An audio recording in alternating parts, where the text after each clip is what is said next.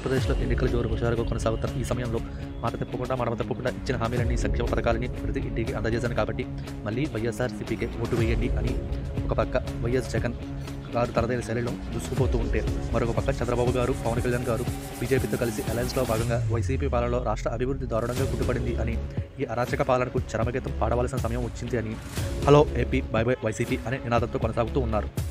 ఈ తరుణంలో సినీ పరిశ్రమలో పేరు ప్రఖ్యాతలు కలిగిన తారలు కొంతమంది తమ అభిమాన రాజకీయ నాయకులకు మద్దతు తెలపడానికి ముందుకు వచ్చారు. తెలుగు సినీ పరిశ్రమకు గాడ్ ఫాదర్ అయిన చిరంజీవి గారు తన తమ్ముడిని గెలిపించుకోవడానికి స్వయంగా తానే రంగంలోకి దిగారు. సరిగ్గా ఎలక్షన్లకు ముందు తన మద్దతు పవన్ కళ్యాణ్ గారికి తెలుపుతూ ఒక వీడియోని రిలీజ్ చేశారు. ప్రజల కోసం, రాష్ట్ర భవిష్యత్తు కోసం ఆ శక్తిని వినియోగించాలి అంటే చట్టసభలో అతని గొంతు మనం వినాలి. జనమే జయను నమ్మే జనసేనాని ఏమి చేయగలడో చూడాలంటే మీరు పిఠాపురం ప్రజలు కళ్యాణ్ని గెలిపించాలి. మీకు సేవకుడుగా, సైనికుడుగా అండగా నిలబడతాడు. మీకోసం ఏమైనా సరే కలబడతాడు. మీ కళ నిజం చేస్తాడు.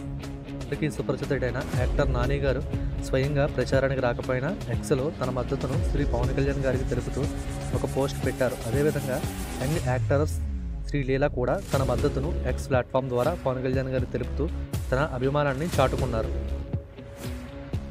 పేదరికంలో పుట్టి పెరిగి జబర్దస్త్ ద్వారా మనందరికీ పరిచయం అయిన హైపరాది పవన్ కళ్యాణ్ గారంటే తనకున్న అభిమానాన్ని ఎప్పటికప్పుడు చాటి చెప్తూనే ఉంటారు.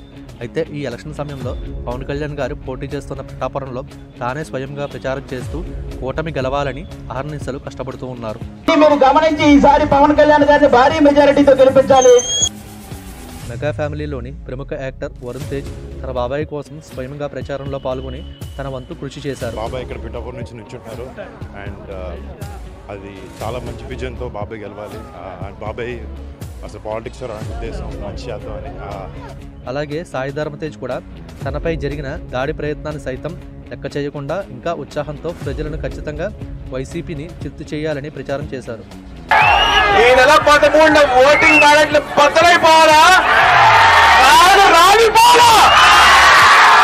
ఇదంతా ఒక పక్క ఉంటే సినీ పరిశ్రమలోని వైఎస్ఆర్సీపీ అభిమానులు కూడా ఏమాత్రం తగ్గకుండా వైసీపీకి ప్రచారం చేస్తున్నారు.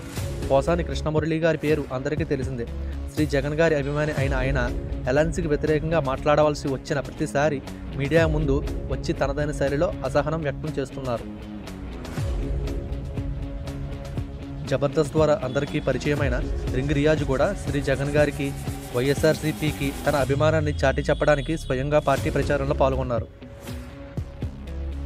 ఇక చివరగా యాక్టరస్గా, యాంకర్గా అందరికీ పరిచయమైన శ్యామల గారు పవన్ కళ్యాణ్ గారికి వ్యతిరేకంగా పిఠాపురంలో వంగా గీతా గారికి తన మద్దతు తెలుపుతూ చాలా ఘాటుగా తన ప్రచారాన్ని కొనసాగిస్తూ ఉన్నారు. ఇప్పుడు ఎమ్మెల్యేగా వైసీపీ ప్రభుత్వం నుంచి పోటీ చేస్తున్నారు పిఠాపురం నియోజకవర్గంకి. సో ఖచ్చితంగా ప్రజలు భారీ మెజారిటీతో వంగా గీతా గారిని ఎమ్మెల్యేగా, అలాగే సునీల్ గారిని ఎంపీగా గెలిపించుకుంటారు అని విశ్వసిస్తున్నాను నేను. ఇదండో ఈ తరల సంగతి. నీకు నాకు కూడా నచ్చిన పార్టీ అభిమాన నాయకులు ఉండే ఉంటారు. ఆ గట్టునున్నావా, ఈ గట్టునున్నావని కొట్టుకు సావద్దురో ఓరన్నో అనేదే మా నినాదం. మరో వీడియోలో మళ్ళీ కలుద్దాం.